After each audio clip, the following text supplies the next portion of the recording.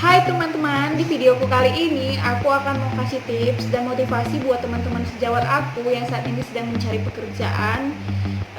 Aku mau kasih tips bagaimana cara mencari kerja ya, karena bidan ini kan maksudnya rada-rada gampang-gampang susah, tapi tergantung niatnya orang yang akan mau kerja begitu.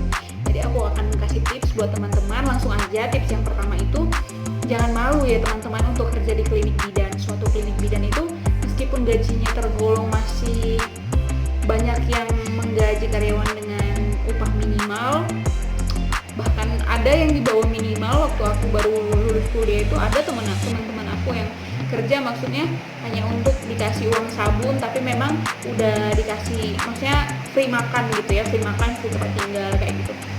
Tapi aku bilang ini jangan takut ya untuk kerja di klinik bidan, kayak merasa kecil banget gitu. Gimana sih uang kuliah bidan kayaknya besar banget deh pengeluarannya gitu. Tapi kok gajinya kecil, bisa makan apa gitu. Namanya bidan itu kan sebuah profesi teman-teman. Nah, sebuah profesi itu membutuhkan kompetensi. Kompetensi itu didapat bukan hanya waktu kita kuliah. Kalau kuliah kita dapat teorinya, lalu kalau misalnya di tempat pekerjaan ini kita akan dapat prakteknya secara real begitu. Jadi kenapa aku sarankan untuk kerja di klinik bidan yang pertamanya? Karena di klinik bidan itu kan realnya, nyatanya kita apa yang kita pelajari di kampus secara teori, di situ kita banyak dapat ilmu begitu. Kayak aku pertama kali memang aku menyentuh pertama itu di klinik bidan. Jadi jangan takut untuk kerja di klinik bidan atau merasa kecil hati ya, karena kan kita harus butuh kompetensinya gitu. Tapi teman-teman, ketika teman-teman mau kerja di klinik bidan, teman-teman harus punya 3 poin ini.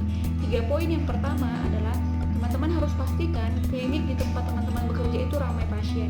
Kenapa harus ramai pasien? Karena dengan ramainya pasien, teman-teman akan dilatih untuk lebih kompeten lagi begitu. Akan dilatih skillnya di lapangan itu. Lalu yang kedua, pastikan juga meskipun pasiennya ramai ya, setidaknya kita memang harus dianggap pantas ya untuk mendapatkan gaji. Dan gaji itu bukan semata-mata kayak belas kasihan, karena itu kerja keras kita juga loh kayak gitu.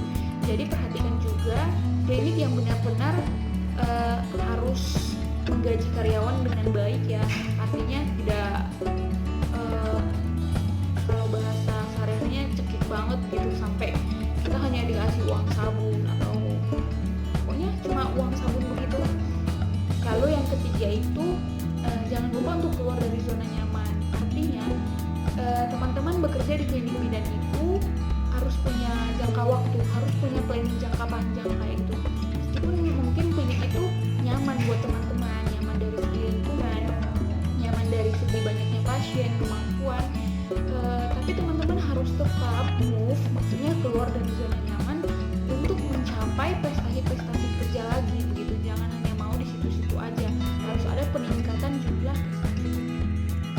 Lalu tips dari aku yang kedua teman-teman, jangan takut untuk merantau. Kita ini profesi yang istilahnya sangat dibutuhkan dimanapun begitu kan. Jadi jangan cuma terpaku pada di situ-situ aja, cari kerja di yang dekat-dekat rumah, cari kerja di yang bisa dijangkau kayak gitu. Cobalah untuk bereksplorasi, jelajahi Nusantara. Artiannya mungkin prinsip setiap orang berbeda ya, tapi aku mau kasih tahu sama teman-teman, terkadang ada teman-teman yang nggak mau bekerja di luar daerahnya karena apa? Yang pertama alasannya nggak ada saudara, nanti nggak ada yang lihat kayak gitu. Lalu yang kedua, kita nggak tahu medannya di sana itu bagaimana kayak gitu, bagaimana kehidupannya. Nah, aku mau kasih tahu nih ya prinsip aku teman-teman. Dulu waktu aku ditempatkan di perbatasan Nusantara, aku prinsipnya gini. Yang pertama, ketika penempatan kita itu, ketika tempat yang mau kita tuju itu masih ada orang yang hidup, berarti kamu juga hidup kayak gitu. Jangan takut, kamu juga akan hidup. Tinggal kan manusia itu kan gampang untuk beradaptasi ya, tinggal bagaimana kamu menyesuaikannya saja. Tapi dengan mental baja dong, pastinya harus fighting. Lalu yang kedua, kalau namanya saudara, saudara itu bukan hanya ikatan darah. Kita bisa temukan saudara yang bukan ikatan darah tapi rasa saudara kandung malah kayak gitu. Jadi ini lebih memperbesar peluang untuk menambah banyak relasi, banyak kenalan buat teman-teman sekalian gitu. Nah, tips yang ketiga dari aku ialah ketika teman-teman, kita kan nggak dilahirkan sebagai orang yang mungkin punya orang tuanya punya penghasilan berkisar untuk membuat kita sekolah lagi ya, misalnya sampai ke D4, S1, S2 kayak gitu. Tapi kalau misalnya teman-teman masih mampu untuk kuliah, maka kuliah juga ada alternatif yang lebih tepat begitu ya, sama tepatnya begitu. Karena kalau kuliah itu kan namanya memperbesar peluang ya. Kalau dulu dosen aku bilang kuliah itu adalah memperbesar peluang. Kenapa? Karena nggak akan mungkin tamatan SMA bisa jadi dosen, nggak mungkin D3 bisa jadi dosen kebidanan. Pasti yang dipakai itu S1 atau S2 kayak gitu. Jadi ketika teman-teman sudah semakin tinggi pendidikannya, maka peluang teman-teman untuk bekerja di banyak tempat itu sudah lebih bagus lagi begitu. Jadi coba teman-teman pikirkan, apa lebih baik lanjut dulu atau lebih baik jelajah Nusantara dulu. Nah, bukan hanya jelajah Nusantara, teman-teman juga bisa jelajah ke luar negeri. Banyak negara-negara yang membuka lowongan untuk bidan-bidan loh.